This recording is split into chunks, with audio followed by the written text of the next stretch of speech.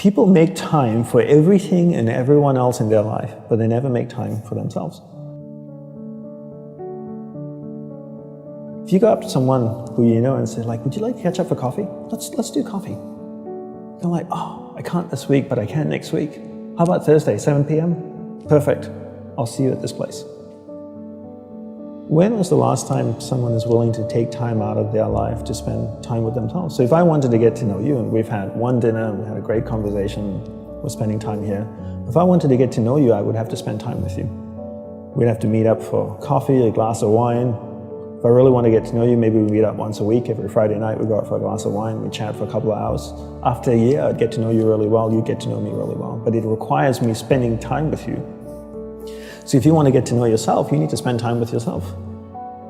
But in a way that you can inquire, right? So people say to me things like, oh, I walk my dog in the park, that's my time with myself. And you're like, no, it's not. That's you walking the dog. People go like, oh, I go for a jog, that's my alone time. No, that's you jogging, avoiding traffic, watching where you're stepping so you don't trip and fall over. Spending time with yourself is sitting down, closing your eyes, not interacting with the outside world, and actually going inside and having that conversation. The same conversation I would have with you and say like, hey Brian, so where did you grow up? You know, you said California, do you like to surf? No? Hate the water, love the water? Tell me, right? And people don't have that conversation, and because they don't have that conversation with themselves, they don't end up knowing what they want in life. Because they don't know what they want in life, they can't focus that finite amount of energy, and then they don't live a lifestyle that brings them happiness, and most people end up being unhappy. A couple of things I would say. One is simplify your life.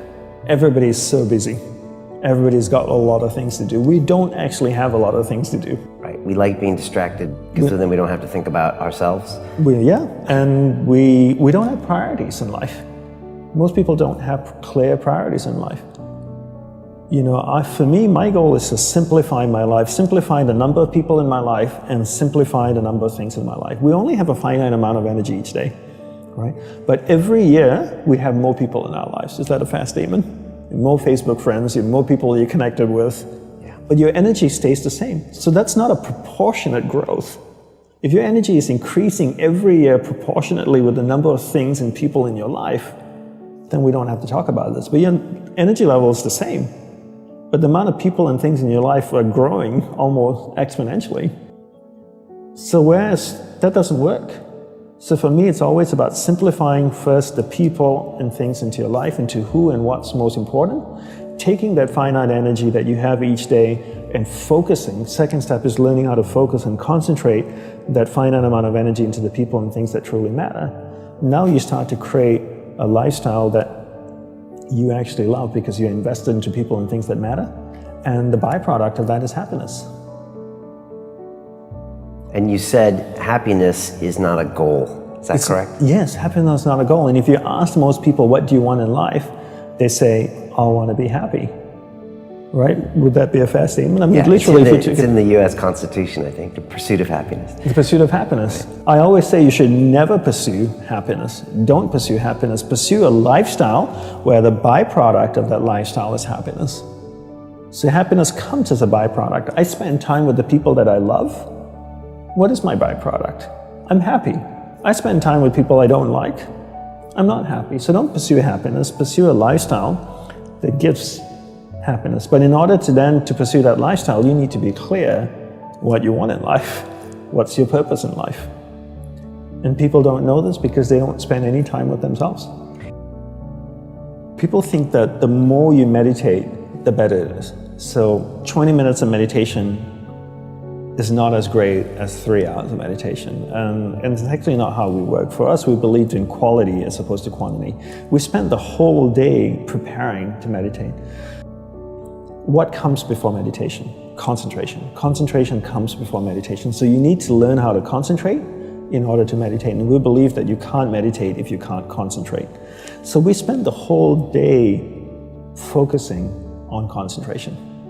So when I spoke with someone in the monastery, I spoke with another monk, I gave them my undivided attention.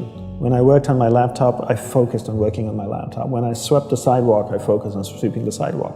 So throughout the day, I'm practicing concentration. Now when I go to sit down to meditate, I'm really focused, and I can have a dynamic meditation session. And I always use the simple analogy of, take Usain Bolt, for example, the sprinter, right? I don't know much about him except he won 3 gold medals, fastest man on earth from Jamaica. I can make an assumption, and tell me if I'm wrong, that his whole day is structured. That he eats the right kinds of food and drinks the right amount of water. He goes to the gym. If you look at the boy, he's ripped, right?